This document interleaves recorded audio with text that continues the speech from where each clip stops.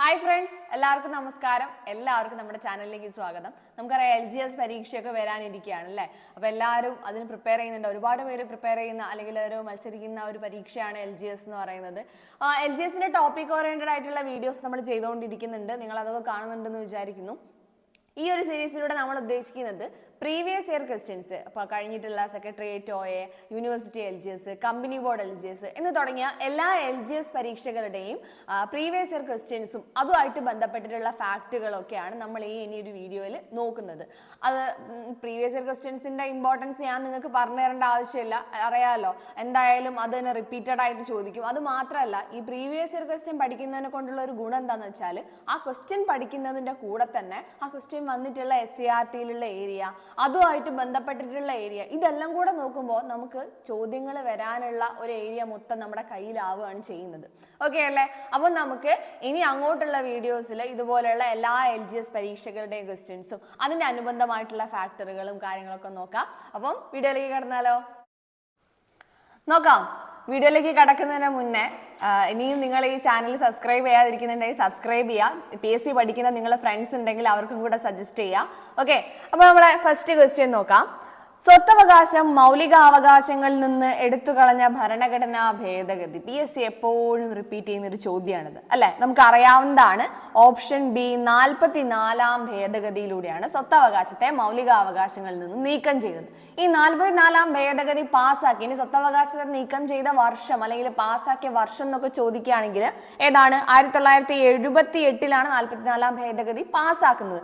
നിലവിൽ വരുന്നത് 1979 April 30-നാണ്. Date നമുക്ക് LGSന് അധികം വേണ്ട, എന്നാലും ഇതുപോലെയുള്ള ഭേദഗതികളുടെതൊക്കെ ഇടയ്ക്ക് ചോദിക്കാറുണ്ട്. ഓക്കെ അല്ലേ? അപ്പൊ പാസ്സാക്കിയ വർഷം, നിലവിൽ വന്ന വർഷം നമുക്കറിയാം. ആ സമയത്ത് പ്രധാനമന്ത്രി മൊറാർജി ദേശായി ആയിരുന്നു, രാഷ്ട്രപതിയായിരുന്നു നീലം സഞ്ജീവ് റെഡ്ഡി അല്ലെ. 44-ാം ഭേദഗതിയിൽ ഒപ്പുവെച്ച രാഷ്ട്രപതിയാണ് നീലം സഞ്ജീവ് റെഡ്ഡി. അപ്പൊ സ്വത്തവകാശത്തെ മൗലികാവകാശങ്ങളിൽ നിന്ന് നീക്കം ചെയ്ത് അത് ഭാഗം 12-ല്, ഇതിലാണ് ഭാഗം 12-ല് ആർട്ടിക്കിൾ 300A ഒരു നിയമ അവകാശാക്കിയിട്ട് ഉൾപ്പെടുത്തി. ഇതിലാണ് ആർട്ടിക്കിൾ 300A ഒരു നിയമ അവകാശാക്കിയിട്ട് ഉൾപ്പെടുത്തി. ക്ലിയർ അല്ലേ? അപ്പൊ നോക്കാം അടുത്ത ചോദ്യം. സംസ്ഥാനങ്ങളിലെ ഏറ്റവും ഉയർന്ന കോടതി ഏത്? സംസ്ഥാനങ്ങളിലെ ഏറ്റവും ഉയർന്ന കോടതി നമുക്ക് അറിയാവുന്നതാണ്. ഓപ്ഷൻ C ഹൈക്കോടതി. അതുമായിട്ട് ബന്ധപ്പെട്ട SCERT പോയിന്റ്സ് നോക്കിയേ. സംസ്ഥാനങ്ങളിലെ ഏറ്റവും ഉയർന്ന കോടതിയാണ് ഹൈക്കോടതി. നോക്കിയേ, രാഷ്ട്രപതി നിയമിക്കുന്ന സുപ്രീം കോടതി ഹൈക്കോടതിയിലെ ചീഫ് ജസ്റ്റിസിനെയും ജഡ്ജിമാരെയും ഒക്കെ ആരാണ് നിയമിക്കുന്നത്? രാഷ്ട്രപതിയാണ്. പിന്നെ ജില്ലാ കോടതികളുടെയും കീഴ്ക്കോടതികളുടെയും ഒക്കെ മേൽനോട്ട് ആർക്കാണ്? ഹൈക്കോടതിക്കാണ്. അപ്പോൾ ഇവിടെ ശ്രദ്ധിക്കേണ്ട ഒരു കാര്യം എന്ന് പറഞ്ഞാൽ സംസ്ഥാനങ്ങളിൽ വരുന്ന കോടതിയാണെന്നുള്ളത് നമുക്ക് അറിയാവുന്ന കാര്യമാണ്. പിന്നെ നമുക്ക് അറിയാവുന്ന ഒരു കാര്യമാണ്, രാഷ്ട്രപതിയാണ് സുപ്രീം കോടതിയിലെ ചീഫ് ജസ്റ്റിസിനെയും ജഡ്ജിമാരെയും നിയമിക്കുന്നത്. അതേപോലെ തന്നെ ഹൈക്കോടതി ചീഫ് ജസ്റ്റിസിനെയും ജഡ്ജിമാരെയും നിയമിക്കുന്ന ആര് തന്നെയാണ്? രാഷ്ട്രപതി തന്നെയാണ്. അത് ഓർമ്മിച്ചു വെക്കുക കേട്ടോ. ഇനി ഹൈക്കോടതിയുടെ അധികാരങ്ങൾ എന്തൊക്കെയാ? ഒന്ന്, മൗലികാവകാശങ്ങളുടെ ലംഘനവുമായി ബന്ധപ്പെട്ട കേസുകൾ നമുക്കറിയാം റിട്ട് പുറപ്പെടുവിക്കാനുള്ള അധികാരമുള്ളത് 2 കോടതികൾക്കാണ്. ഒന്ന് സുപ്രീം കോടതിയും ഒന്ന് ഹൈക്കോടതി അല്ലെ. സുപ്രീം കോടതി റിട്ട് പുറപ്പെടുവിക്കുന്നത് ആർട്ടിക്കിൾ 32 പ്രകാരവും ഹൈക്കോടതി റിട്ട് പുറപ്പെടുവിക്കുന്ന ആർട്ടിക്കിൾ 226 പ്രകാരമാണ്. അപ്പൊ അതൊന്ന് ഓർത്ത് വയ്ക്കുക. പിന്നെ സിവിലും ക്രിമിനലുമായ കേസുകളിൽ കീഴ്ക്കോടതികളിൽ നിന്നുള്ള അപ്പീൽ പരിഗണിക്കുന്നത്. അപ്പം നമ്മളിവിടെ പറഞ്ഞില്ലേ, ജില്ലാ കോടതികളുടെയും കീഴ്ക്കോടതികളുടെയും ഒക്കെ മേൽനോട്ടാർക്കാണ്? ഹൈക്കോടതിക്കാണ്. അപ്പൊ അവിടെ നിന്നൊക്കെ വരുന്ന അപ്പീൽ കേസുകൾ എങ്ങോട്ടാണ് പോകുന്നത്? ഹൈക്കോടതിയിലേക്കാണ്. ഇനി അതേപോലെ തന്നെ സംസ്ഥാന നിയമസഭ പാസ്സാക്കുന്ന നിയമങ്ങൾ എന്ത് ചെയ്യുക? വ്യാഖ്യാനിക്കുക. ഇത് 3 ഓർത്ത് വെക്കുക. കാരണം ഇതൊക്കെ സ്റ്റേറ്റ്മെന്റ് ആയിട്ട് ചോദിക്കുക. കാരണം SCERTയിലുള്ള കാര്യങ്ങളല്ലേ, സ്റ്റേറ്റ്മെന്റ് ആയിട്ട് വരാനുള്ള ചാൻസ് വളരെ കൂടുതലാണ്. അപ്പൊ നമ്മൾ പറഞ്ഞ ചോദ്യമായിട്ട് ബന്ധപ്പെട്ടിട്ടുള്ള SCERTയിലെ പോയിന്റ്സ് നമ്മൾ നോക്കി. അടുത്ത ചോദ്യം നോക്കാം. ഭരണഘടനാ ഡ്രാഫ്റ്റിംഗ് കമ്മിറ്റിയുടെ അധ്യക്ഷനാരായിരുന്നു? ഭരണഘടനാ നിർമ്മാണ സഭയുടെ അധ്യക്ഷൻ രാജേന്ദ്ര പ്രസാദ് ആണെന്ന് നമുക്കറിയാം. ഡ്രാഫ്റ്റിംഗ് കമ്മിറ്റി പോലെയുള്ള 8 പ്രധാന കമ്മിറ്റികളായിരുന്നു. എത്ര കമ്മിറ്റികളാ? 8 പ്രധാന കമ്മിറ്റികളായിരുന്നു ഭരണഘടനാ നിർമ്മാണ സഭയിൽ ഉണ്ടായിരുന്നത്. ഈ കമ്മിറ്റികൾ എന്ത് ചെയ്യും? കമ്മിറ്റികൾക്ക് ഓരോ ഡ്യൂട്ടി ഇങ്ങനെ കൊടുക്കുകയാണ് ചെയ്തത്. ഈ കമ്മിറ്റികളൊക്കെ എന്നിട്ട് റിപ്പോർട്ട് ഡ്രാഫ്റ്റിംഗ് കമ്മിറ്റിക്ക് സമർപ്പിക്കും. ഡ്രാഫ്റ്റിംഗ് കമ്മിറ്റി ഭരണഘടനയുടെ ഈ റിപ്പോർട്ടിന്റെ അടിസ്ഥാനത്തിൽ ഒരു ഡ്രാഫ്റ്റ് പ്രിപ്പയർ ചെയ്യും. ഇത് ഭരണഘടനാ നിർമ്മാണ സഭയിൽ അവതരിപ്പിക്കും. ഈ പ്രിപ്പയർ ചെയ്ത ഡ്രാഫ്റ്റ് ഡ്രാഫ്റ്റ്, എന്നിട്ട് അതിന് അംഗീകാരം കൊടുത്തു കഴിഞ്ഞ് പിന്നെയാണ് എന്ത് ചെയ്യുന്നത്, അത് ഭരണഘടനയായിട്ട് നിലവിൽ വരുന്നത്. അപ്പൊ ഈ ഡ്രാഫ്റ്റിംഗ് കമ്മിറ്റിയുടെ അധ്യക്ഷനായിരുന്നു നമുക്കറിയാം ആരാണ്, ഓപ്ഷൻ ബി BR അംബേദ്കർ. നോക്കിയേ CRT പറയുന്നത് ഭരണഘടനാ നിർമ്മാണ സഭ രൂപീകരിച്ചുകൊണ്ടാണ് ഇന്ത്യയുടെ ഭരണഘടനാ നിർമ്മാണ പ്രവർത്തനം ആരംഭിച്ചത്. ആദ്യ സമ്മേളനം 46 ഡിസംബർ 9 ചേർന്നു. അതിന് താൽക്കാലിക അധ്യക്ഷനായിരുന്നു ഉണ്ടായിരുന്ന ആരാണ് താൽക്കാലിക അധ്യക്ഷൻ, സച്ചിദാനന്ദ സിൻഹയാണ്. പിന്നെ ഡോക്ടർ രാജേന്ദ്ര പ്രസാദിനെ നിർമ്മാണ സഭയുടെ സ്ഥിരം അധ്യക്ഷനായിട്ട് തെരഞ്ഞെടുത്തു. നിരവധി കമ്മിറ്റികൾ രൂപീകരിച്ചാണ് എന്ത് ചെയ്തിട്ടുള്ളത്, പ്രവർത്തനം ആരംഭിച്ചത്. ഇത്തരം കമ്മിറ്റികളിൽ ഒന്നാണ് ഭരണഘടനയുടെ കരട് തയ്യാറാക്കുന്നതിന് വേണ്ടി രൂപീകരിച്ച ഭരണഘടനാ ഡ്രാഫ്റ്റിംഗ് കമ്മിറ്റി. ഈ കമ്മിറ്റിയുടെ അധ്യക്ഷനാരായിരുന്നു BR അംബേദ്കർ. അതുകൊണ്ടാണ് നമ്മൾ എന്ത് വിളിക്കുന്നത്, ഇന്ത്യൻ ഭരണഘടനയുടെ ശില്പി എന്ന് അദ്ദേഹം അറിയപ്പെടുന്നത്. ഓക്കെ, BR അംബേദ്കർ ഇന്ത്യൻ ഭരണഘടനയുടെ ശില്പി എന്നറിയപ്പെടുന്നു. ഭരണഘടനാ നിർമ്മാണ സഭ അംഗീകരിച്ച വിവിധ കമ്മിറ്റികളുടെ റിപ്പോർട്ടിന്റെ അടിസ്ഥാനത്തിൽ ഈ ഡ്രാഫ്റ്റിംഗ് കമ്മിറ്റി എന്ത് ചെയ്തു, ഒരു ഡ്രാഫ്റ്റ് പ്രിപ്പയർ ചെയ്തു.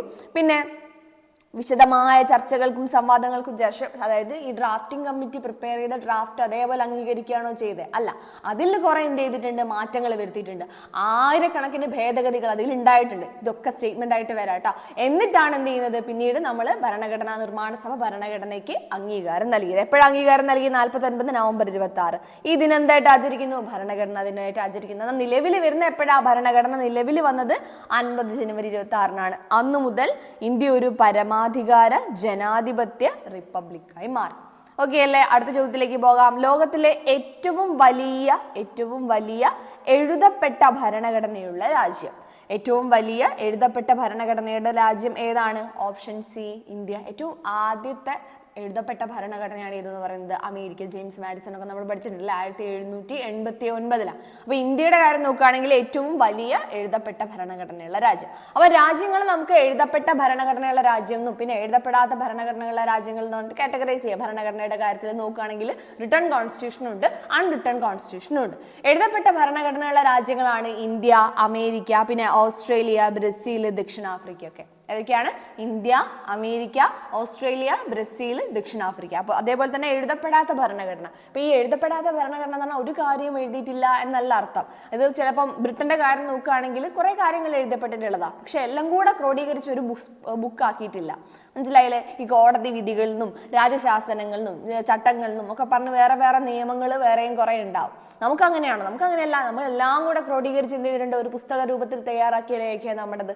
അതുകൊണ്ടാണ് ഇവിടെ എടുത്തു പറയുന്നുണ്ട്, നമ്മുടെ ഭരണഘടന ഒരു പുസ്തക രൂപത്തിൽ എഴുതി തയ്യാറാക്കിയിട്ടുള്ളതാണ്.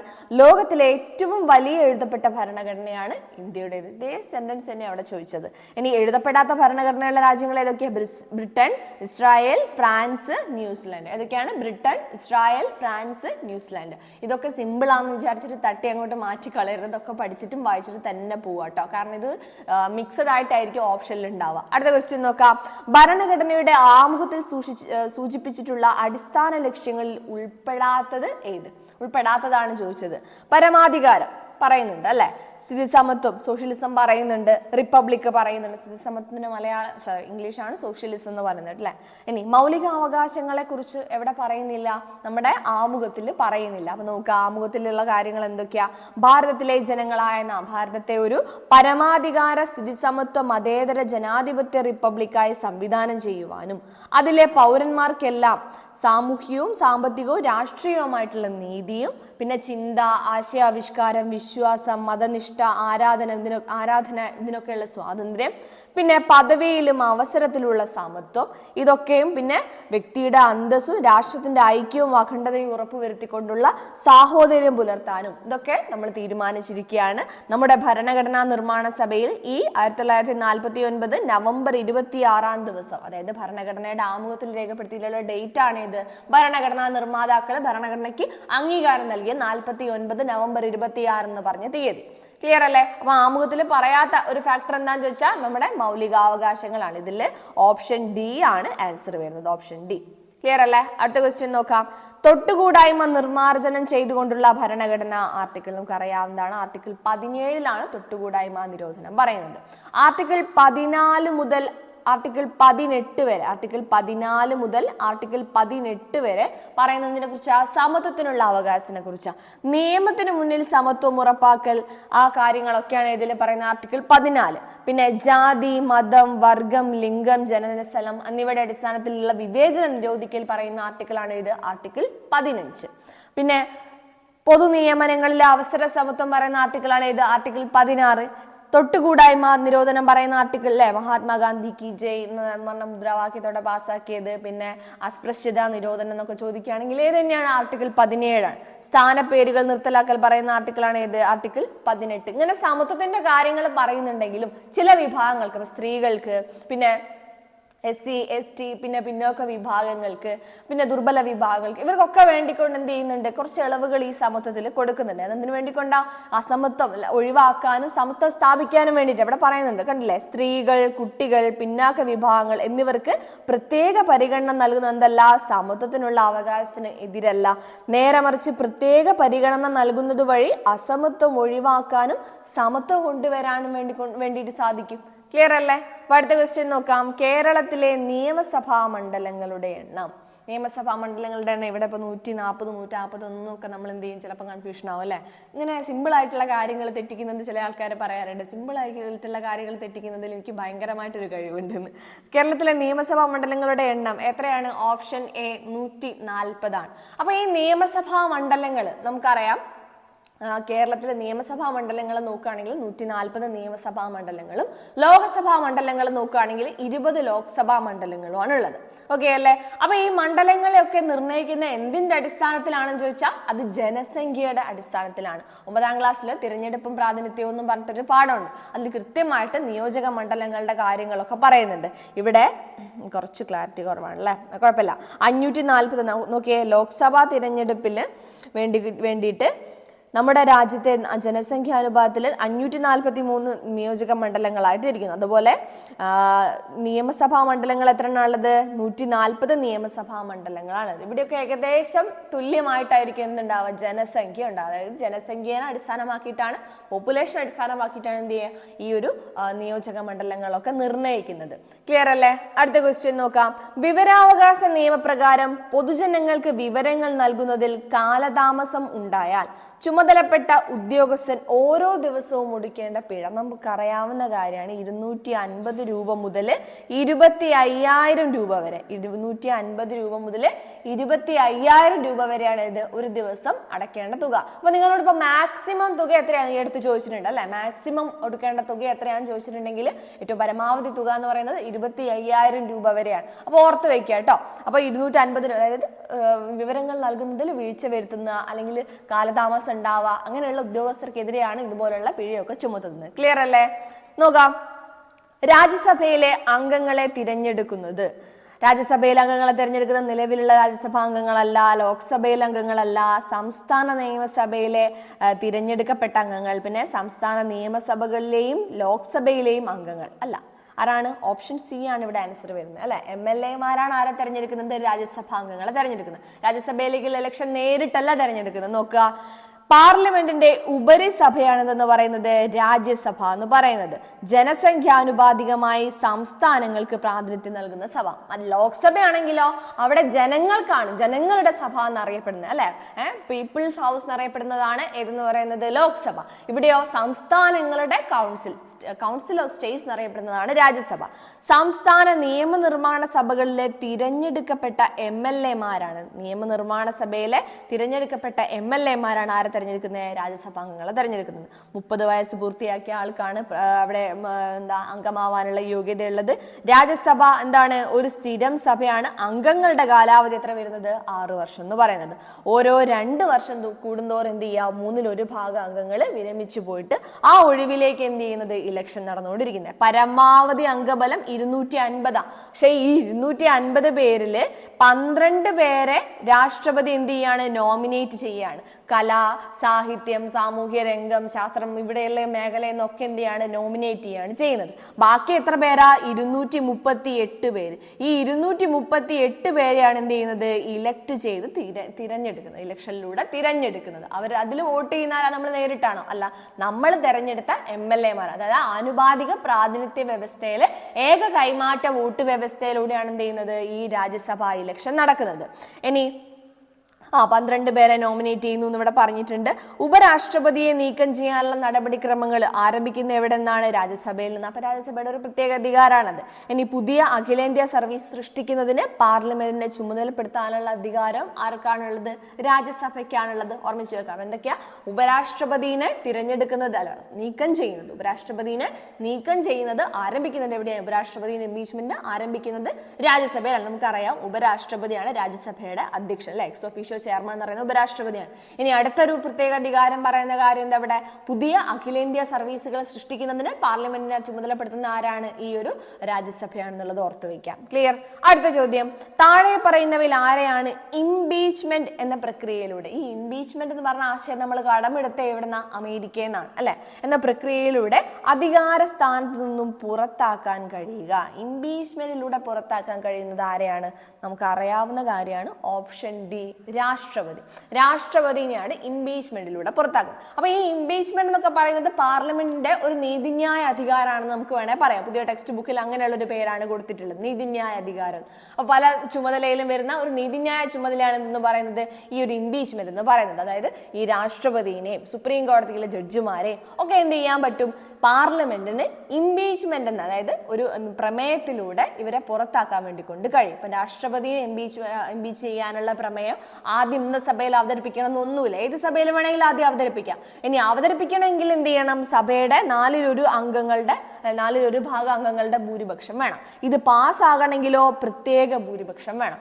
ഇത് അവതരിപ്പിക്കുന്നതിന്, അതായത് ഈ ഇംപീച്ച്മെന്റ് പ്രമേയം അവതരിപ്പിക്കുന്നതിന് 14 ദിവസം മുൻപേ ആൾക്ക് എന്ത് ചെയ്യണം? നോട്ടീസ് നൽകണം. ഇന്നേ വരെ ഇന്ത്യയിൽ എന്ത് ചെയ്തിട്ടില്ല? ഒരു രാഷ്ട്രപതിനെ ഇംപീച്ച്മെന്റിലൂടെ പുറത്താക്കിയിട്ടില്ല. ഓർമ്മിച്ച് വെക്കുക. ഓക്കെ, അപ്പം ഇതിൽ ആൻസർ വരുന്നത് ഏതാണ്? ഓപ്ഷൻ ഡി ആണ്. ഇന്ത്യൻ ഭരണഘടനയുടെ ഹൃദയവും ആത്മാവും എന്ന് ഡോക്ടർ BR അംബേദ്കർ വിശേഷിപ്പിച്ചത് എന്തിനെയാണ്? നമുക്കറിയാവുന്ന കാര്യമാണ്. ഭരണഘടനാ പ്രതിവിധികൾക്കുള്ള അവകാശം.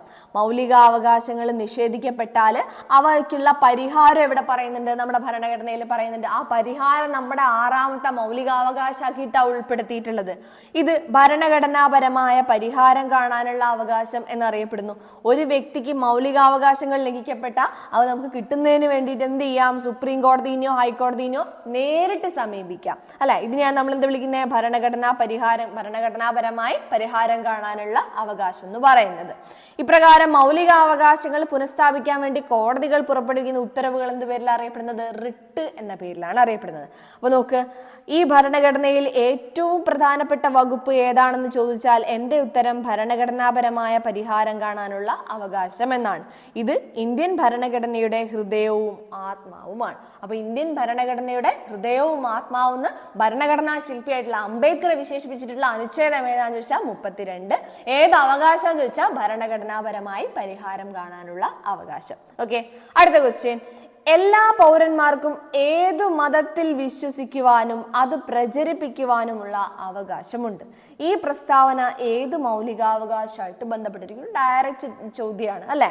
നമുക്കറിയാവുന്ന കാര്യമാണ്. ഓപ്ഷൻ സി, മതസ്വാതന്ത്ര്യത്തിനുള്ള അവകാശം. ഇന്ത്യയിൽ ഏത് മതത്തിൽ വേണമെങ്കിലും, ഇന്ത്യ എന്ന് പറഞ്ഞിട്ടുണ്ടെങ്കിൽ ഒരു മതേതര രാജ്യമാണ്. നമുക്കൊരു ഔദ്യോഗിക മതമില്ല, ഒരു മതത്തെ നമ്മൾ പ്രോത്സാഹിപ്പിക്കുന്നുമില്ല, ഒരു മതത്തോട് നമ്മൾ വിവേചനം കാണിക്കുന്നുമില്ല. എത്രയോ മതങ്ങളുള്ള ആളുകൾ എന്ത് ചെയ്യുന്നുണ്ട്? ഇവിടെ വിശ്വസിച്ച് പോരുന്നുണ്ട്. അപ്പൊ നിങ്ങൾക്ക് ഏത് മതത്തിൽ വേണമെങ്കിലും വിശ്വസിക്കാം. ഇനി വിശ്വസിക്കാതിരിക്കുകയെ എന്ത് വേണമെങ്കിലും ചെയ്യാം അല്ലെ. വിശ്വസിക്കണം നിർബന്ധമുണ്ടോ? ഏതെങ്കിലും ഒരു മതത്തിൽ വിശ്വസിച്ചാൽ അവിടെ ജീവിക്കാൻ പറ്റുന്നുണ്ടോ? അങ്ങനെയില്ല. ഒരു മതത്തിൽ വിശ്വസിക്കാനും വിശ്വസിക്കാതിരിക്കാനും ഇനി അത് ആചരിക്കാനും അത് പ്രചരിപ്പിക്കാനും ഒക്കെയുള്ള അവകാശം നമുക്ക് തരുന്നുണ്ട്. അതിന് നമ്മൾ മതസ്വാതന്ത്ര്യത്തിനുള്ള അവകാശത്തിലൂടെയാണ് ഈ കാര്യങ്ങളൊക്കെ നമുക്ക് തരുന്നത് അല്ലെ.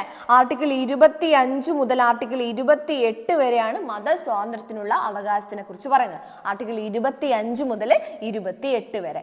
ഇപ്പം ജീവകാരുണ്യ പ്രവർത്തനങ്ങൾ നടത്താനും മതപരമായിട്ടുള്ള കാര്യങ്ങൾ നടത്താനും ഒക്കെയുള്ള അവകാശങ്ങൾ നമുക്ക് തരുന്നത്. പക്ഷെ ഇതിലൊക്കെ ഒരു ലിമിറ്റേഷൻ ഉണ്ട് കേട്ടോ. ഇപ്പോൾ ഒരാളെ ജീവന് ഭീഷണിയാവുന്ന രീതിയിലൊന്നും നമുക്ക് എന്ത് ചെയ്യാൻ പറ്റില്ല, ഈ കാര്യങ്ങളൊന്നും ചെയ്യാൻ വേണ്ടി പറ്റൂല. അപ്പോൾ ഒന്ന് ഓർമ്മിച്ച് വെക്കുക, ഇതിന്റെ ആൻസർ ഏതാണ്? മതസ്വാതന്ത്ര്യത്തിനുള്ള അവകാശം. ആർട്ടിക്കിൾ 25 മുതൽ 28 വരെയാണ്. ക്ലിയർ? അടുത്ത ചോദ്യം, ഭരണഘടനയുടെ ഏത് ഭാഗത്താണ് മൗലിക കർത്തവ്യങ്ങളെ കുറിച്ച്, മൗലിക അവകാശങ്ങളെ കുറിച്ച് പറയുന്ന ഭാഗം 3-ാം ഭാഗമാണ്. മൗലിക കർത്തവ്യങ്ങളെ കുറിച്ച് പറയുന്ന ഭാഗം ഏതാണ്? ഭാഗം 4A. നോക്കുക, ഭരണഘടനയുടെ ഭാഗം 4A മൗലിക കർത്തവ്യങ്ങളെ കുറിച്ച് പറയുന്നത്. അപ്പൊ രാഷ്ട്രം അല്ലെങ്കിൽ ഭരണഘടന എന്ത് ചെയ്യുന്നുണ്ട്? നമുക്ക് കുറെ അവകാശങ്ങൾ തരുന്നുണ്ട്. അപ്പൊ നമ്മൾ ഈ അവകാശങ്ങളൊക്കെ അനുഭവിച്ച് ഇവിടെ ഇരുന്നാൽ മതിയോ? പോരാ, നമ്മൾ അങ്ങോട്ട് തിരിച്ചു എന്ത് ചെയ്യേണ്ടതുണ്ട്? കുറെ കർത്തവ്യങ്ങൾ ചെയ്യണം. ഇതിനെ നമ്മൾ എന്ത് വിളിക്കുന്നത്? മൗലിക ചുമതലകൾ അല്ലെങ്കിൽ മൗലിക കർത്തവ്യങ്ങൾ എന്ന് പറയുന്നത്. ഈ മൗലിക കർത്തവ്യങ്ങൾ ഭരണഘടനയിൽ കൂട്ടിച്ചേർത്തത് 42-ാം ഭേദഗതിയിലൂടെയാണ്. എത്രാമത്തെ ഭേദഗതിയാ? 42-ാം ഭേദഗതിയിലൂടെ 1976 42-ാം ഭേദഗതിയിലൂടെയാണ് കൂട്ടിച്ചേർത്തത്. ഇവിടെ കുറെ മൗലിക കർത്തവ്യങ്ങളുടെ ഒരു സംക്ഷിപ്ത രൂപം ഇവിടെ പറയുന്നുണ്ട്. ഈ രാഷ്ട്രം നമുക്ക് അവകാശങ്ങളും സംരക്ഷണങ്ങളൊക്കെ തരുന്ന സമയത്ത് തിരിച്ച് ഭരണഘടനയെ പരിപാലിക്കേണ്ടതും പൗരന്മാർക്കിടയിൽ സൗഹാർദ്ദം വളർത്തേണ്ടതും രാഷ്ട്രത്തിന്റെ നിലനിൽപ്പിന് സഹായമാകേണ്ടതും എന്താണ്? നമ്മുടെ ചുമതലയാണ്. പ്രകാരം മൗലിക കർത്തവ്യങ്ങൾ നിറവേറ്റുന്നതിലൂടെ ഒരു മെച്ചപ്പെട്ട സമൂഹം നിർമ്മിക്കാനും അതിന്റെ ഫലങ്ങൾ എല്ലാവർക്കും, അല്ലെ? നമുക്കിപ്പോ ഏതൊരു സിനിമയിൽ സലിംകുമാറിനോട് പറയുന്നുണ്ട്, നീ നന്നായ നിന്റെ കുടുംബം നന്നായി, കുടുംബം നന്നായ സമൂഹം നന്നായി, അല്ലെ? അങ്ങനെ പറഞ്ഞു. അതായത് ഓരോരുത്തരും മെച്ചപ്പെടുന്നതിലൂടെയാണ് എന്ത് ചെയ്യുന്നത്? നമ്മുടെ രാഷ്ട്രത്തിന് തന്നെ നല്ല രീതിക്ക് ഗുണം ഉണ്ടാവുന്നത്. നോക്കുക, ഇവിടെ എടുത്തു പറയുന്നുണ്ട്, പൗരന്മാർ രാഷ്ട്രത്തോട് ചില കടമകൾ നിറവേറ്റേണ്ടതുണ്ട്. ആരാണ് ചെയ്യേണ്ടത്? പൗരന്മാർ. അപ്പൊ മൗലിക കടമകൾ ചെയ്യേണ്ടത് ആരാന്ന് ചോദിച്ചാൽ, അല്ലെങ്കിൽ മൗലിക കടമകൾ ഇന്ത്യൻ പൗരന്മാർക്ക് മാത്രമുള്ളതാണെന്നൊരു സ്റ്റേറ്റ്മെന്റ് വന്നാൽ ശരിയായിട്ടുള്ള കാര്യമാണ്. ക്ലിയർ അല്ലേ? അപ്പം ഏതാണ് ആൻസർ വരുന്നത്? ഭാഗം 4A. എത്രാമത്തെ ഭേദഗതിയിലൂടെ? 42-ാം ഭേദഗതിയിലൂടെ. അടുത്ത ചോദ്യം, ഇന്ത്യയിലെ പരമോന്നത നീതിപീഠം ഏതാണ്? നമുക്കറിയാവുന്നതാണ് സുപ്രീം കോടതി, അല്ലെ? ഓപ്ഷൻ സി സുപ്രീം കോടതിയാണ് ആൻസർ വരുന്നത്. അടുത്ത ചോദ്യം, നിലവിലെ ലോക്സഭാ സ്പീക്കർ. ഇത് എൻ്റെ ഓർമ്മയിൽ ഇത് 2021 ചോദ്യമാണ്. അപ്പോൾ ഇനി നിങ്ങൾ ചെയ്യേണ്ട കാര്യം എന്താ വെച്ചാൽ, ഇത് LGS പരീക്ഷയ്ക്ക് ചോദിച്ചു എന്ന് കാണുന്ന സമയത്ത് നമ്മൾ അടുത്തൊരു എക്സാമിന് എന്താ ചെയ്യേണ്ടത്? നിലവിൽ ഇപ്പം നമ്മൾ പഠിക്കുന്ന സമയത്തുള്ള ലോക്സഭാ സ്പീക്കർ, അതിൻ്റെ ഡെപ്യൂട്ടി സ്പീക്കർ, കാര്യങ്ങളൊക്കെ എന്ത് ചെയ്യണം? ജസ്റ്റ് ഒന്ന് നോക്കി വെക്കാം. നമുക്ക് വീഡിയോ ആയിട്ട് ചെയ്യാം. എന്തായാലും നിലവിലുള്ള സ്ഥാനങ്ങളും കാര്യങ്ങളൊക്കെ നമുക്കൊന്ന് എക്സാമിന് മുന്നേ എന്തായാലും ഓടിച്ചു പോവാം. ഇത് 2021 ചോദ്യമാണ്. ആരാണ് ആൻസർ വരുന്നത്? ഓം ബിർളയാണ്. ഓക്കെ, അപ്പം നിലവിൽ നമ്മൾ എന്ത് ചെയ്യണം? ഇതുപോലുള്ള കാര്യങ്ങളൊക്കെ ചോദിക്കുന്നുണ്ട്, അതുകൊണ്ട് തന്നെ ഇതൊക്കെ നോക്കി വെക്കേണ്ടതായിട്ടുണ്ട്. അടുത്ത ചോദ്യം, 6 മുതൽ 14 വയസ്സ് വരെയുള്ള എല്ലാ കുട്ടികൾക്കും വിദ്യാഭ്യാസ അവകാശം മൗലികാവകാശമാക്കി ഉൾപ്പെടുത്തിയിട്ടുള്ള ഇന്ത്യൻ ഭരണഘടന അനുച്ഛേദം 86-ാം ഭേദഗതിയിലൂടെയാണ്, അല്ലെ? 2002 86-ാം ഭേദഗതിയിലൂടെ ആർട്ടിക്കിൾ 21A എന്തിലേക്ക് കൂട്ടിച്ചേർത്തു? നമ്മുടെ ഭരണഘടനയുടെ ഭാഗം 3 ഏത് അവകാശത്തിലേക്കാ? സ്വാതന്ത്ര്യത്തിനുള്ള അവകാശത്തിലേക്കാണ് കൂട്ടിച്ചേർത്തത്, അല്ലെ? സ്വാതന്ത്ര്യത്തിനുള്ള അവകാശത്തിലാണ് എന്ത് ഉൾപ്പെടുന്നത്? വിദ്യാഭ്യാസത്തിനുള്ള അവകാശം ഉൾപ്പെടുന്നത് ആർട്ടിക്കിൾ 21A. ക്ലിയർ അല്ലേ?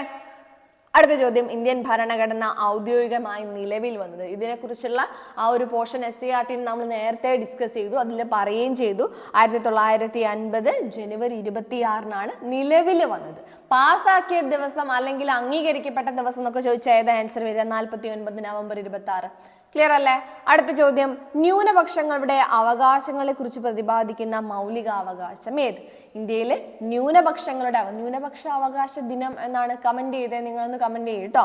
ന്യൂനപക്ഷ അവകാശ ദിനം, മനുഷ്യാവകാശ ദിനം നമുക്കറിയാം ഡിസംബർ 10 മനുഷ്യാവകാശ ദിനം. ന്യൂനപക്ഷ അവകാശ ദിനം ഒന്ന് കമന്റ് ചെയ്ത് നോക്ക്. ന്യൂനപക്ഷങ്ങളുടെ അവകാശങ്ങളെ കുറിച്ച് പ്രതിപാദിക്കുന്ന മൗലികാവകാശം ഏതാണ്? ഓപ്ഷൻ ബി സാംസ്കാരികവും വിദ്യാഭ്യാസപരമായിട്ടുള്ള അവകാശം. ആർട്ടിക്കിൾ 29 ആർട്ടിക്കിൾ 30 ആണ്, അല്ലെ? 2 ആർട്ടിക്കിളാണ് ഇതിൽ പറയുന്നത്. ആർട്ടിക്കിൾ 29 പറയുന്നത് എന്താ? ന്യൂനപക്ഷങ്ങൾക്ക് സ്വന്തം ഭാഷയും ലിപിയും സംസ്കാരം, എന്തൊക്കെയാണ്? ഭാഷ, ലിപി, സംസ്കാരം, ഇതൊക്കെ സംരക്ഷിക്കുന്നതിനുള്ള അവകാശമാണ് ആർട്ടിക്കിൾ 29 പറയുന്നത്. ആർട്ടിക്കിൾ 30 ന്യൂനപക്ഷങ്ങൾക്ക് വിദ്യാഭ്യാസ സ്ഥാപനങ്ങൾ, സ്കൂളുകള്, പിന്നെ യൂണിവേഴ്സിറ്റികൾ, കോളേജുകൾ, ഇതൊക്കെ സ്ഥാപിക്കാനുള്ള അവകാശം. അത് സ്ഥാപിക്കുന്നതിലൂടെ അവരുടെ ഭാഷ, അവരുടെ ലിപി, ഇതൊക്കെ സംരക്ഷിക്കാനുള്ള അവകാശമാണ് ഇതിൽ പറയുന്ന ആർട്ടിക്കിൾ 30 പറയുന്നത്. അപ്പൊ ന്യൂനപക്ഷങ്ങൾക്ക് വേണ്ടിയിട്ട് ഉൾപ്പെടുത്തിയിട്ടുള്ളതാണ് ഏത്? സാംസ്കാരികവും വിദ്യാഭ്യാസപരമായിട്ടുള്ള അവകാശം. നോക്കാം, ലാസ്റ്റ് ക്വസ്റ്റ്യൻ, താഴെ പറയുന്ന പ്രസ്താവനകളിൽ തെറ്റായത് കണ്ടെത്തുക. അപ്പൊ ഞാനിത് ഇട്ട എന്തിനു വേണ്ടിക്കൊണ്ടാന്ന് വെച്ചാല് ഇതിൽ കുറെ കാര്യങ്ങൾ നമുക്ക് മനസ്സിലാക്കാൻ പറ്റുന്നത്. ഇപ്പൊ നിലവിലുള്ള കുറെ പദവികളൊക്കെ നമ്മൾ ഓർത്തു വെക്കേണ്ടതായിട്ടുണ്ട്. കേരള സ്പീക്കർ ആരാണ്? AN ഷംസീറാണ്. കേരള സ്പീക്കർ ആരാണ്? AM ഷംസീറാണ്. കേരള ഹൈക്കോടതി ചീഫ് ജസ്റ്റിസ് അല്ല DY ചന്ദ്രചൂഡ്. നമുക്കറിയാവുന്ന കാര്യമാണ് DY ചന്ദ്രചൂഡ് എന്ന് പറയുന്നത് സുപ്രീം കോടതി ചീഫ് ജസ്റ്റിസ് ആണ് അല്ലെ. ഇനി കേരള ഗവർണർ ആരിഫ് മുഹമ്മദ് ഖാൻ. എക്സാം നടക്കുന്ന സമയത്ത് ഉള്ള രീതിക്കാണ് ചോദ്യങ്ങളൊക്കെ വരുന്നത്. അപ്പൊ ഇത് നമ്മൾ നോക്കി വെക്കണം. അതുകൊണ്ടാണ് ഞാൻ പദവീന്റെ കാര്യം നേരത്തെ പറഞ്ഞത്. അപ്പൊ ഇതിൽ ഏതാ ആൻസർ വരുന്നത്? തെറ്റായതാണ് ചോദിക്കുന്നത്. ഓപ്ഷൻ സി ആണ് ഇത് തെറ്റായ പ്രസ്താവന. ഏതാണ്? ഓപ്ഷൻ സി ആണ്. അപ്പൊ ഇത്രയും കാര്യങ്ങളാണ് നമ്മൾ ഡിസ്കസ് ചെയ്തത്. കഴിഞ്ഞ യൂണിവേഴ്സിറ്റി LGSന്റെ പിന്നെ ബാക്കിയുള്ള കുറച്ച് എക്സാമുകളുടെ ഒക്കെ ക്വസ്റ്റ്യൻസ് ആണ് നമ്മൾ നോക്കിയിട്ടുള്ളത്. അതുമായിട്ട് ബന്ധപ്പെട്ടുള്ള ഫാക്ടുകൾ നോക്കി. നിങ്ങൾക്ക് ഹെൽപ്ഫുൾ ആവുന്നുണ്ടെങ്കിൽ നിങ്ങൾ കമന്റ് ചെയ്യാൻ. നമ്മൾ ഈ സീരീസ് കണ്ടിന്യൂ ചെയ്യുന്നതായിരിക്കും. കുറെ ബാക്കോട്ടുള്ള നമ്മുടെ LGS എക്സാമിന്റെ ക്വസ്റ്റ്യൻസ് ഒക്കെ നമ്മൾ ഇങ്ങനെ കണ്ടുപിടിച്ച് ചെയ്യുന്നത് നമുക്ക് ഗുണം ചെയ്യുകയുള്ളൂ. ഓക്കെ, അപ്പോൾ എല്ലാവരും നല്ല രീതിക്ക് പഠിക്കുക. അടുത്തൊരു വീഡിയോയിൽ പുതിയൊരു ടോപ്പിക്കായിട്ട് കാണാം. താങ്ക്